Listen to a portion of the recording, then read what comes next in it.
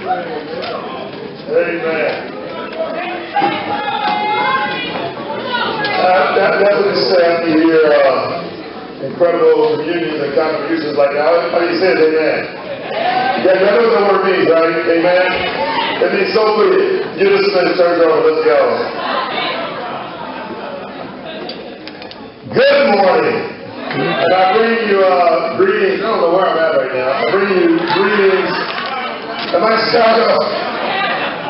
She and I flew through the night to get back here so we can be with you this morning.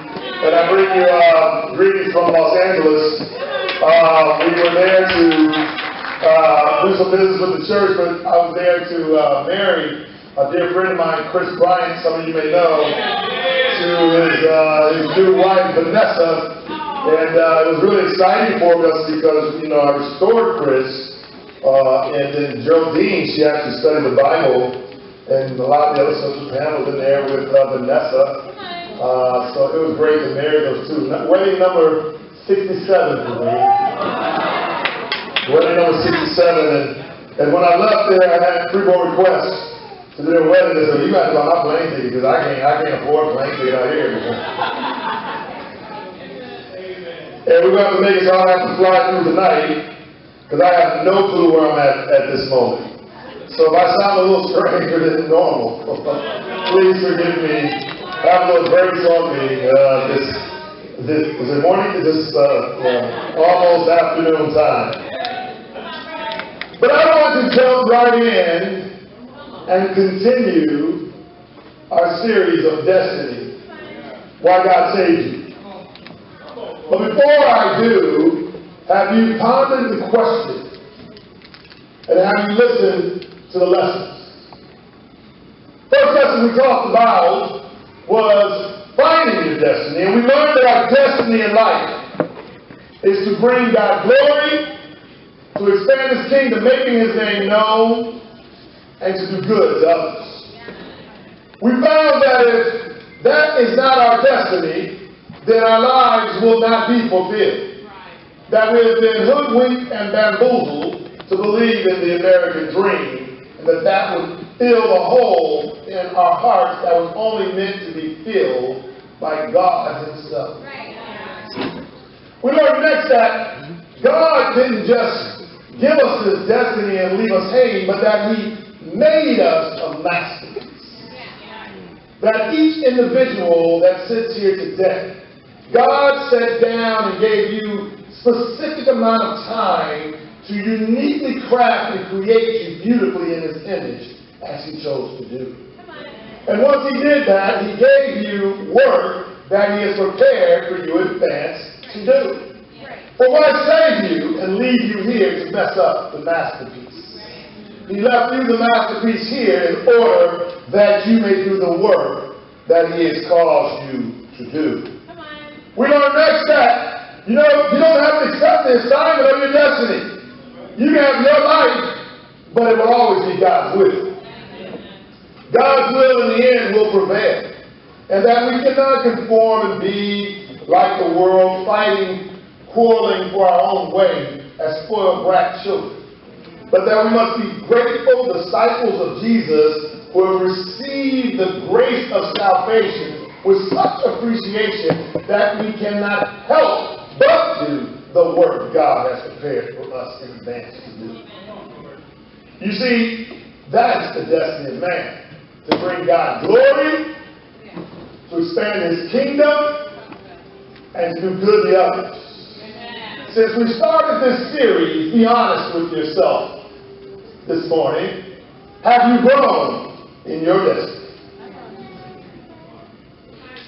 I believe in speaking in series to give you time to meditate, to think about truly what is going on, to almost get annoyed with me for saying the same thing until it has reached your subconscious, and that is where your actions are stored in your subconscious mind, which is linked to your heart and makes you do right by God. I hope you can follow me a little bit this morning. While I may be tired, I'm not tired enough not to preach the Word of God.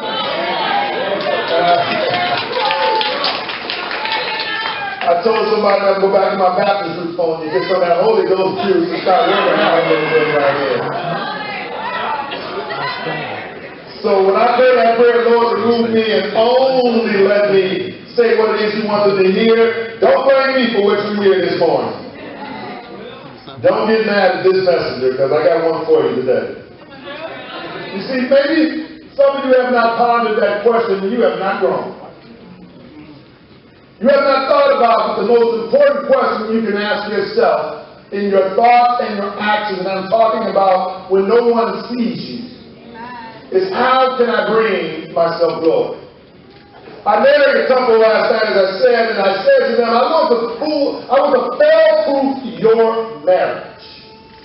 I said, when any situation arises, be it a lack of communication, an argument, or financial issue, whatever it would be, and the two of you may seem to be at odds, here's the cure. To ask yourself what I'm thinking about my spouse and what I'm doing to my spouse, does it bring God glory? I guarantee you, if you ask that in every situation of your life, you will fail-proof your marriage, you will fail-proof your children, you will fail-proof your relationship, you will fail-proof your salvation.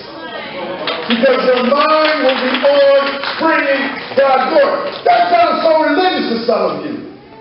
Because you have been taught to bring yourself glory.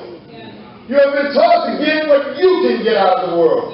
You have been taught, and Marcus is right. I mean, there are many of us that have done these things. It's about us. And you have been taught that. And it has created experiences in your life. But I am here to tell you this morning that God can use the good, the bad, and the ugly to glorify Him if you are only letting Him. Today is about your experiences and how they can change the world. Turn with me to Romans chapter 8, if you will.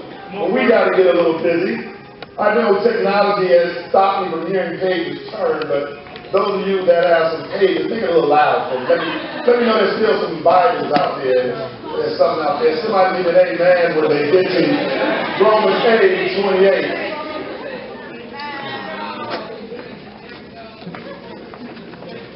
Romans 8, verse 28.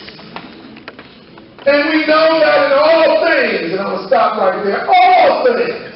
What does the word all mean?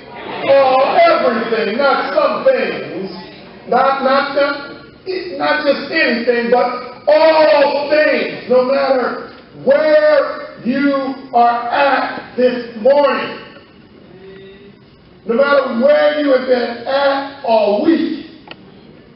Maybe you have never really repented at all. Maybe you have never thought about God's destiny. He said, and we know that in all things God works for the good of those who love Him. Right. Who have been called according to His purpose. Now, called.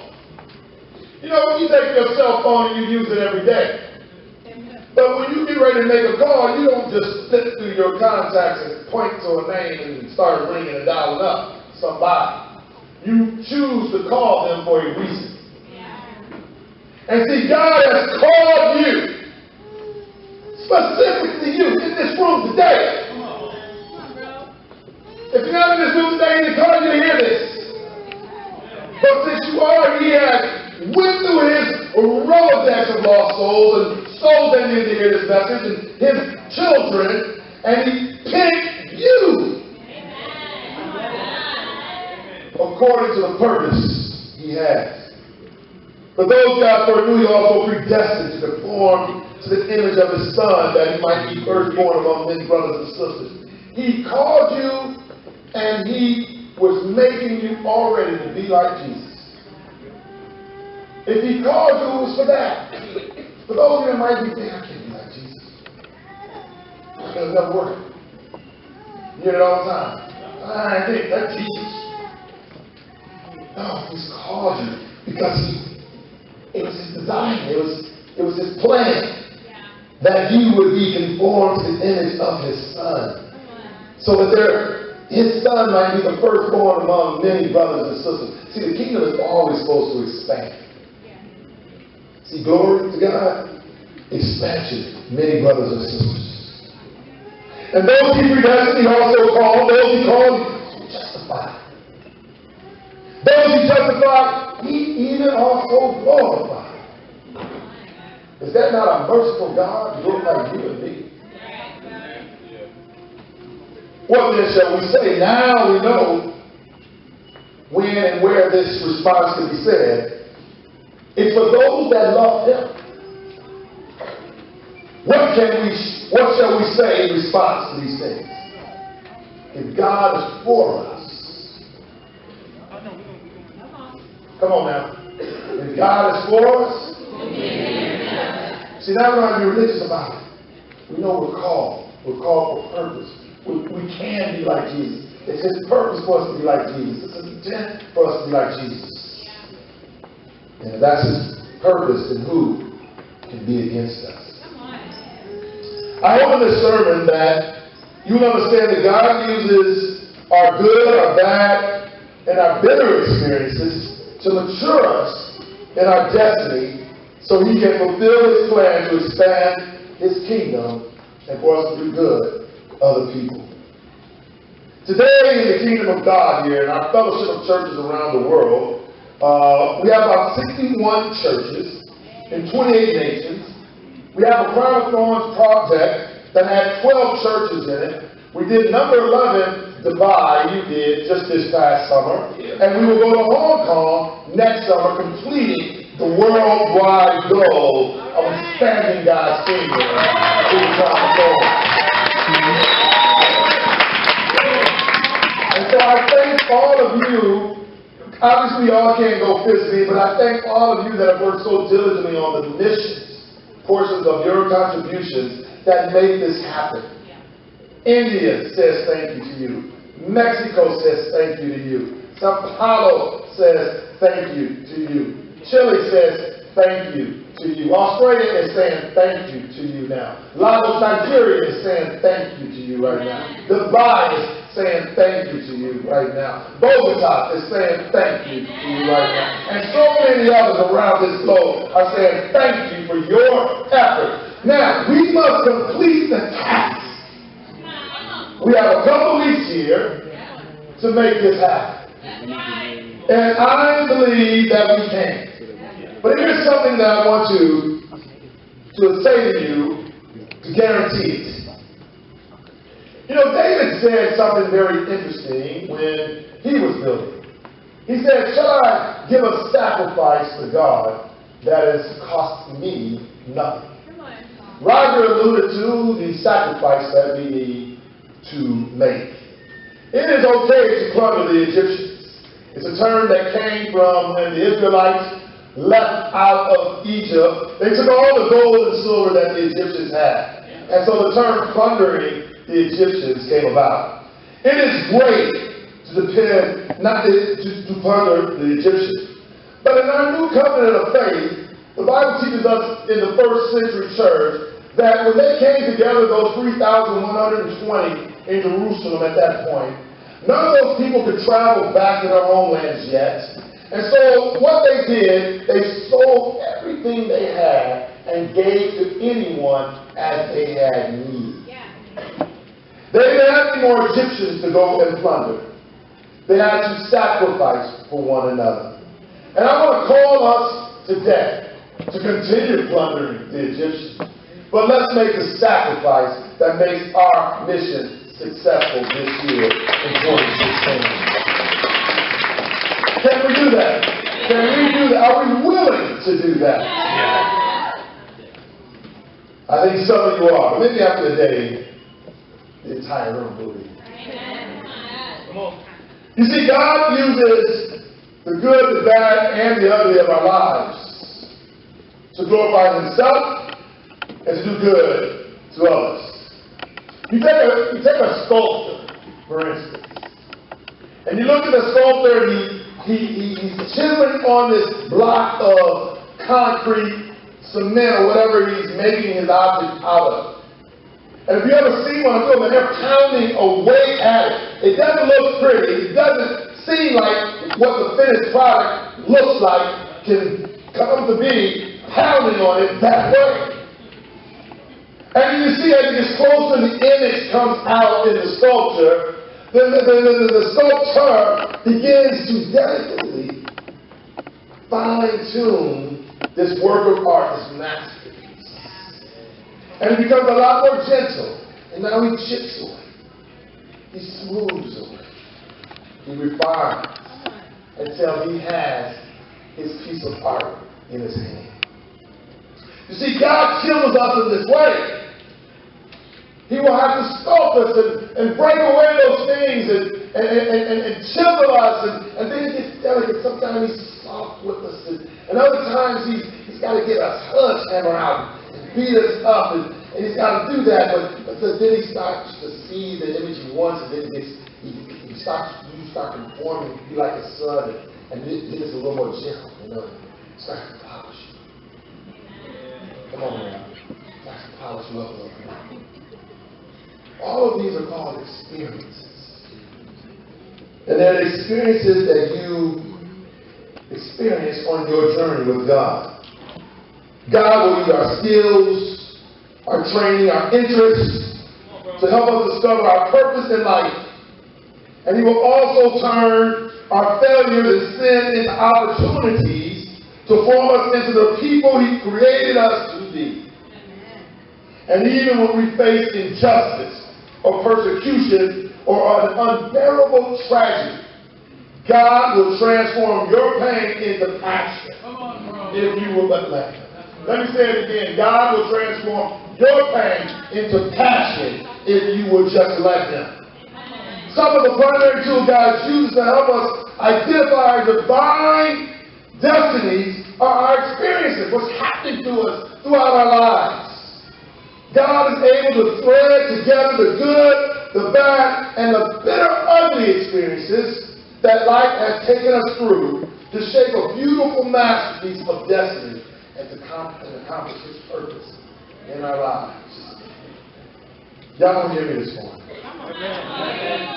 He uses his word that we need to be diligent in to study out. Turn with me to Hebrews chapter 4.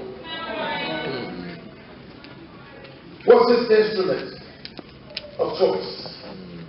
Hebrews 4, verse 12 and 13. It says, for the word of God is alive. Who told you the word was dead? I heard that it changed. It don't mean the same today. It's sharper than any double-edged sword. It penetrates even the divided soul and spirit, joints and marrow. It judges the thoughts, and the attitudes of the heart. Now catch this. Nothing in all creation is hidden from God's sight. That's the craziest thing in the world to me. Somebody thinks they're getting away with something. Because we all come in here with these masks. Everybody come in. And you think we think we're hiding something. I'll tell you a secret this morning. Come on, bro. I'm so tired, I don't want to do it myself. I'm through the night. We got stopped by security for God knows how long. I had to sit in a seat with my knees in my neck. And I'm telling you, I ain't the happiest dude this morning. But you don't know that. But God knows that. And so he judged my attitude. And my thoughts right now, he said, boy, you better get up there and get everything you got. You know, people sitting on the seats today. How about you? Are you hiding something? Or let me tell you, you ain't. God sees exactly where you're at this morning. Nothing in all of creation is hidden from God's sight. Everything is uncovered and laid bare before the eyes of him to whom we must give an account. We act like we got to give an account to one another. Let me tell you something. The account that you must settle is with the audience of heaven. It ain't the audience sitting around you with their mask on. It's the audience of heaven that can see everything into you. So let me give you a few things of experiences. A few points to help you understand. Point number one is this. God uses all of our life experiences to bring you. You may think something's wrong with you. You ever thought you were broken? Yeah. Joseph, in the Old Testament, was born into a very dysfunctional family. Yep. That's He was sold by his brothers, wrongly accused by Potiphar's wife, sent to jail unjustly and forgotten. In his timing, God elevated Joseph to a position of influence. Joseph did not let his bitterness take over. He saw God's hand working through evil people and injustice. He put Joseph in a position to save his family and his people. Joseph said this to his brothers when he revealed himself to them in Genesis 50, verse 20. He said, "You intended to harm me, but God intended for good to accomplish what is now being done, the saving of many lives." There was a famine. And Joseph had saved enough of the grain to feed all of Egypt and his family. The Bible says he was taken and put in prison, the place where the king's prisoners were confined. But while Joseph was there in prison, the Lord was with him. He showed him kindness and granted him favor in the eyes of the prison warden. So the warden put Joseph in charge of all those held in prison, and he was made responsible for all that was done there. The warden paid no attention to anything under Joseph's care, because the Lord was with Joseph and gave him success in whatever he did. Let me tone down. I think when a person is not impacted, it's simple. You must always ask why. I believe sometimes bitterness has a lot to do with it. We just won't give that one up. Sometimes I just can't. You don't know, they hurt me. Every one of us thinks that our uniqueness of pain is the worst of anyone's ever suffered. And yet, as you can hear by many of the testimonies that have come across this stage, that all of us have suffered some atrocities, some unbearable tragedies, some molestations, things that shame us, and we don't even want anyone to know. And we become bitter. I remember when I came back to preaching, after I'd been gone for a while, I was bitter, I was shameful, but I didn't know how bitter. But I remember having a dream. I was so afraid of people now and what they would think of me when I stepped back out on that pulpit. And I had a dream the night before it was to happen. It was started out as a nightmare, but it became a great dream. Because I realized what God had done. I thought that people would boo me and throw tomatoes at me or something like in the movies. But when I finally got the nerve to step out onto the stage, I looked into the crowd. I looked and saw on the foreheads of each of them different words describing their sin. I saw adultery, hatred, bitterness, murder, greed. I saw so much like sin in the heart.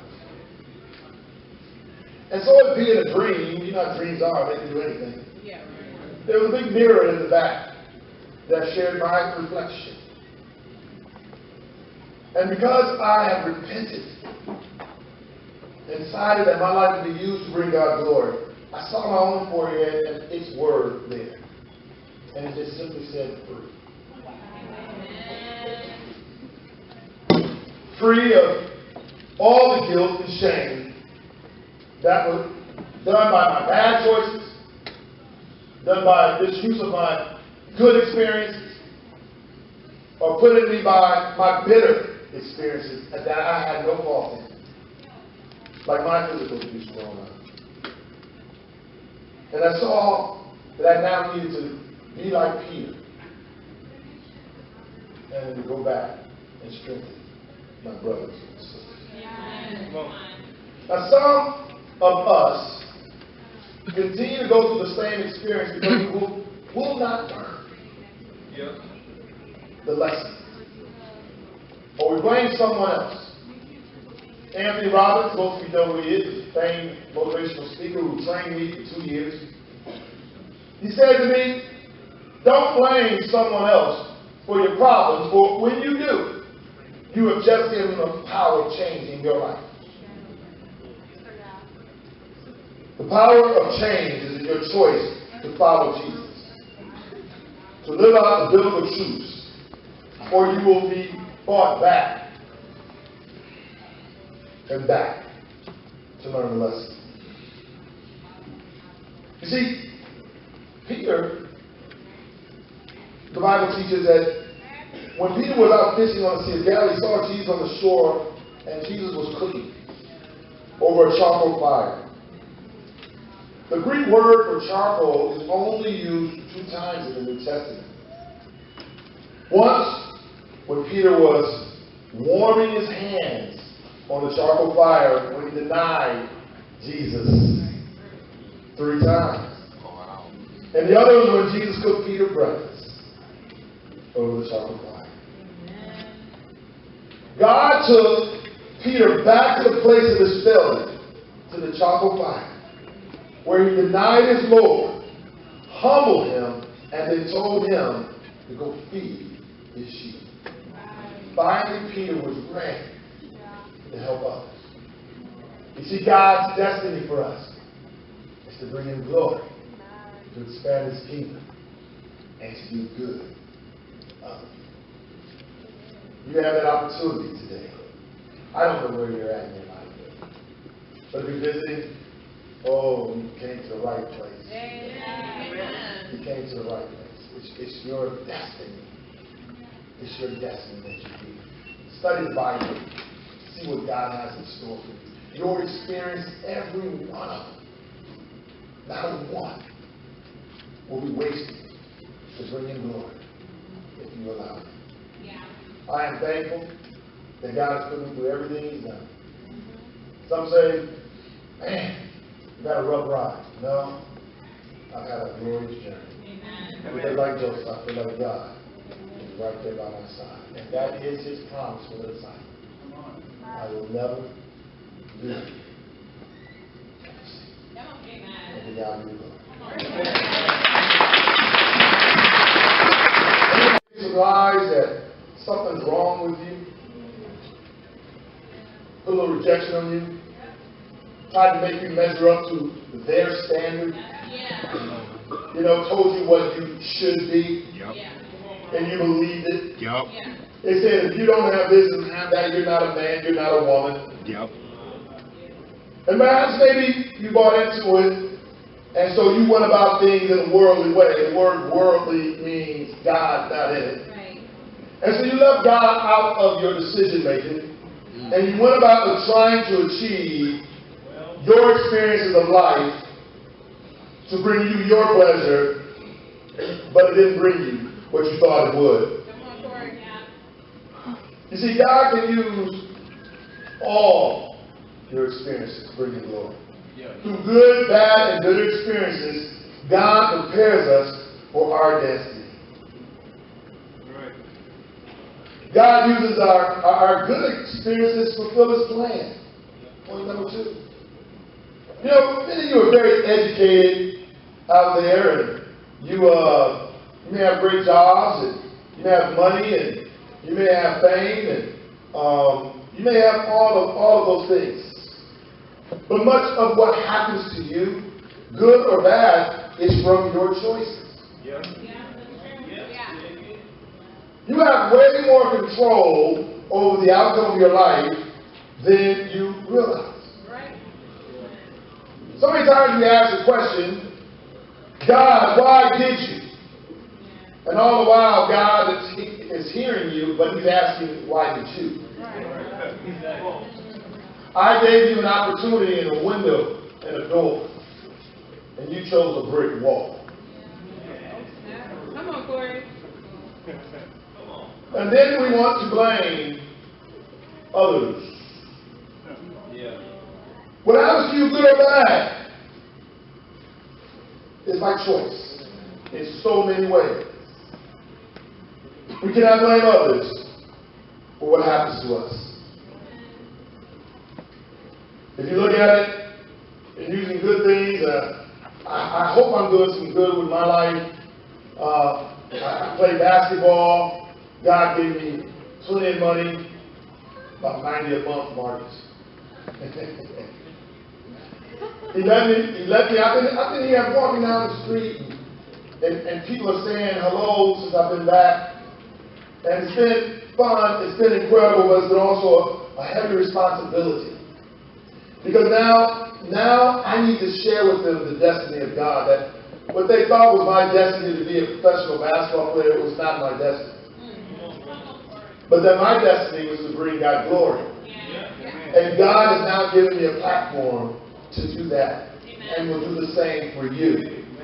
And so right away, in repentance, there's a guy that I'm getting with tomorrow. His name is Charles Golden. He was the #1 point guard in America when I came out of high school. And he was my college roommate. And he just hit me up from nowhere. He said, I want to get with you. He read a quote about the glory of God, and I want to learn what you know about giving God glory. See, God is giving God good experience.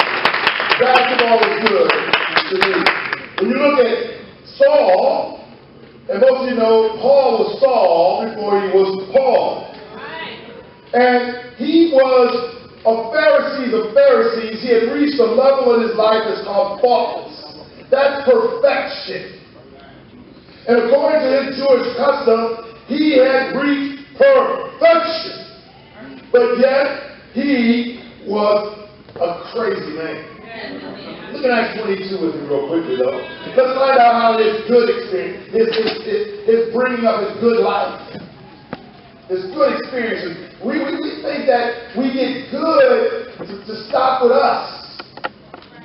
When we talk about being a container or a vessel, that if the blessings of God that come to you don't flow through you, they will stop coming to you. And we are blessed in our lives to bless others. Oh, giving our money for mission is so much bigger than that. We are blessed in our lives when we bless others. Listen to this guy, man. Paul's talking. He says, brothers, fathers, listen now to my defense. When they heard him speak to them in Aramaic, now this was interesting because Aramaic came around to replace the Hebrew language in a lot of dialects by the 7th century. It was even the language that Jesus spoke in.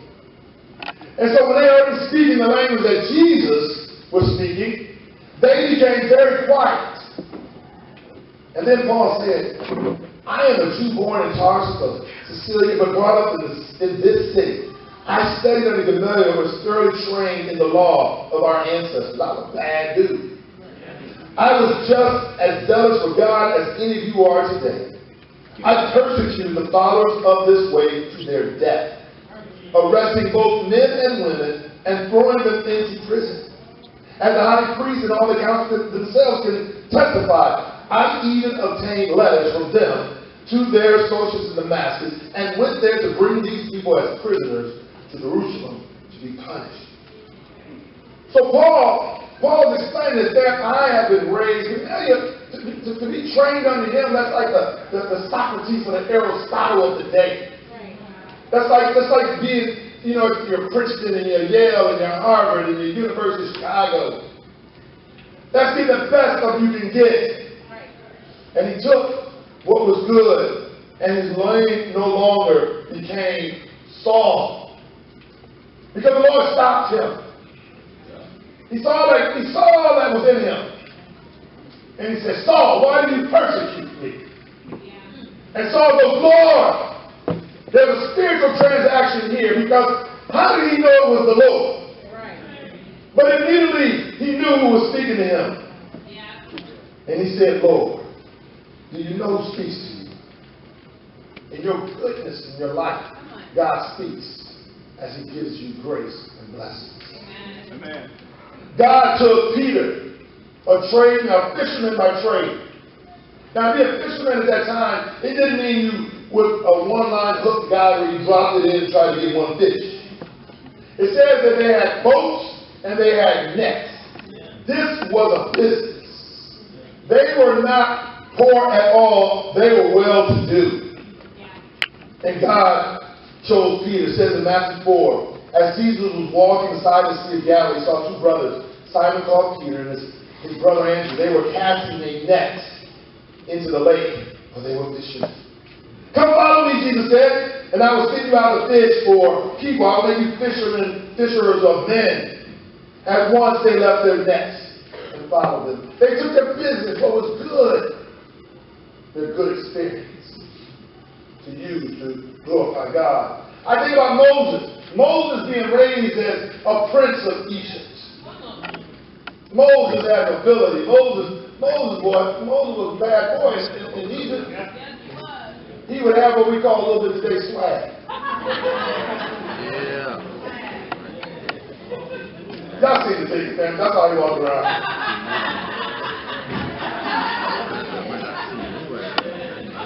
I thought that was so cool. That walk was his bag, boy.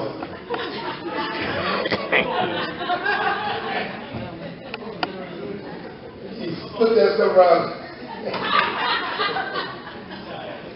Yeah, I'm delusional. But all that training, all of that for Moses, all of that was used to free his people from the royal Egyptian household. In Exodus 3:10 it says, God says to him, you have this training, so now go, I am sending you to Pharaoh to bring the Israelites out of Egypt. I think of a beautiful woman named Esther. Yeah, I know Esther was beautiful. In Esther 4, verse 14, she was told this, for if you remain silent at this time, relief and deliverance for the Jews will arise from another place. I will get it done. But you and your father's family will perish. And who knows but that you have come to your royal position for such a time as this. You see what happened is Queen Vashti, the king's first wife there, embarrassed him when he called her to dance and wouldn't do it, and he banished her. And he wanted another queen, and so he had all the most beautiful of the women that could be found brought before him. He didn't even choose one of his own. He chose this Jewish girl. And he looked at her right away and saw her beauty and was captivated. He was so captivated by her beauty that even the queen had asked permission to come into the presence of the king if he was holding court. Esther needed to save her people, and she went there without an invitation. If he did not extend his scepter, her death was imminent. But her beauty, it captivated Esther. How can I please you up to half my kingdom? Like he said, and who knows? Your beauty, that you have come to your royal position for such a time as this. Ladies, you are beautiful in God's eyes. And the most beautiful because you are Christian. Your spirit and who you are and what you decide to be in your purity, use that to God's glory and not to your shame.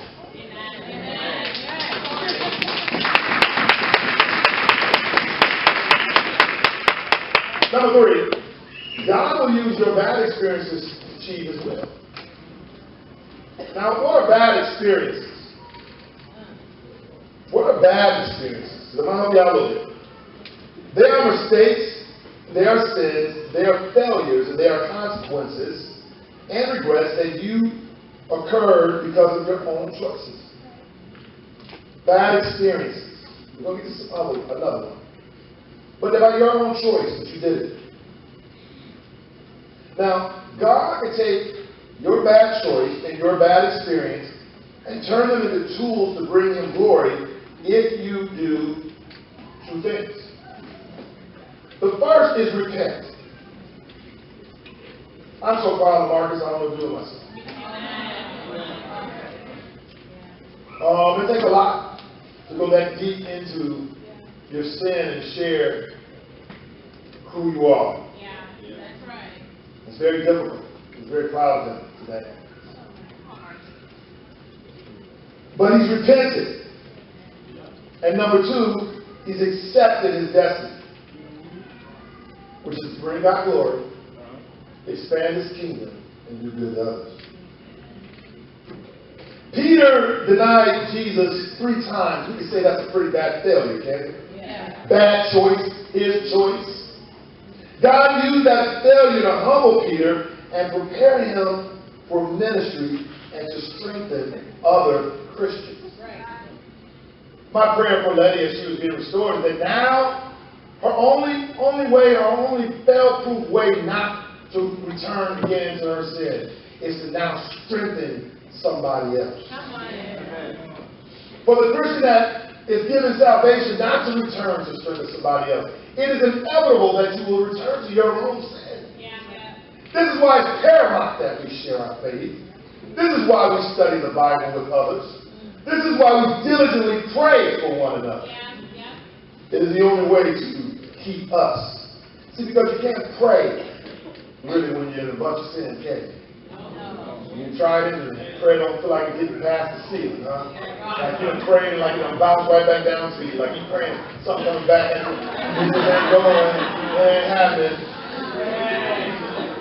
That's because Isaiah 59:1-2 says God will not hear your prayer. There's a wall of sin that will separate you. He says, and Peter's story was, Simon, Simon, Satan has asked to sift all of you. All of you, that's what it is. Not some of them, but all of them. Not one part of his life, but the whole thing. Man, I felt like that these last couple days. This was a trip. First of all, I go to marry my best buddy. I feel like Satan was just sitting, he was testing me in a whole bunch of ways. I get up here and they have this wedding and it's in the penthouse or something, but it's outdoors. And the only thing keeping you from the 1,000 feet below is a little rail. And they have nerve to want to put where the preacher stands back up on the rail.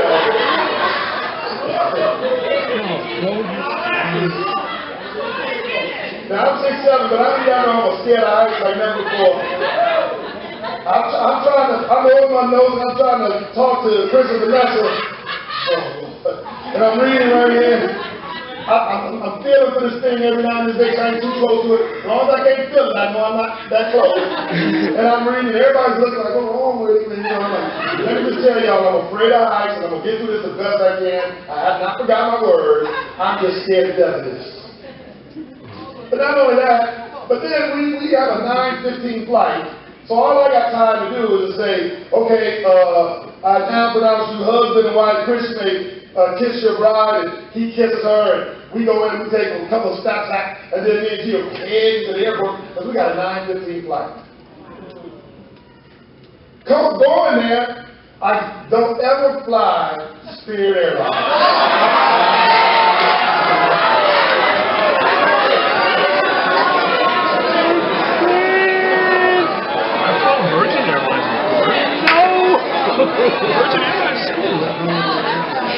First of all, they say they got the cheapest tickets, but they charge you everything. They charge $2.50 for some water. What? Yes, some water. But not only that, they tricked me, because when I was checking in online, they said if you pay $18 a seat, you know, you could get one with a little more extra leg room. So I paid the $36 so me and G could sit together. She didn't need the leg room, you know. But my knees were still in my throat. There was no extra leg room flying out there. I was mad they took my money. Then coming home, we were flying home. We have got all of the documents that we needed changing. Drill needs name in Blackwell, and her ticket was booked in Blackwell. We normally do it in her maiden name, and so, well, they took mine and checked me in real easy. But they were, no. Come here, young lady. And they had to get on the phone and call and do background checks, criminal checks, every kind of check. While we stood there, I don't believe it now. I'm just kidding, right? I mean, literally, and we had a 9:15 flight. So we finally get through, she gets through, and this is starting to get a little testy with us now, too, because that pressure, right? I'm like, come on, so we walk faster. She said, your leg's longer than mine. I'm going to try like this. And I'm saying, come on. She's trying to run, I'm just walking, you know. Come on. I can see them in the film. I can see them. And then the Lord showed us a little mercy as he gave us an extra roast and let us ride on in tonight. But lo and behold, we got to the airport when we got here this morning. And I could not remember what I parked the car. Was it Bulls, 10, Iowa, what was it? The Cubs, what was going on? Came from Midway. I mean, the devil was all over me. He did not want me to be fired up this morning. And the devil will sift all of you. He will sift your finances. He will sift your relationships. He will sift you with temptation. He will do whatever he can do to get you to fall. But it said here, he says, but I pray for you, Simon, that your faith may not fail. And when you have turned back, strengthen your brothers. He goes, but he replied, Lord, I am ready to go with you to prison and to death. Jesus answered, I tell you, Peter, before the rooster crows today, you will deny me 3 times that you even know me. You see, you must learn from your failures and the consequences of bad choices and be humble so God can use them to turn into good. Some of you have made choices and you're tempted to run. I say, don't run. Don't fall away. Don't go away.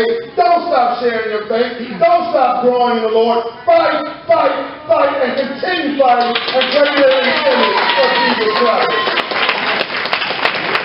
Now my final one here is God uses your bitter experiences to accomplish His desires. Now what is a bitter experience? Well, that is something that happened to you, but it's not your fault. Such as you've been abandoned. You've been abused. You've been neglected. You've suffered some injustice. You may have a disease and it may even be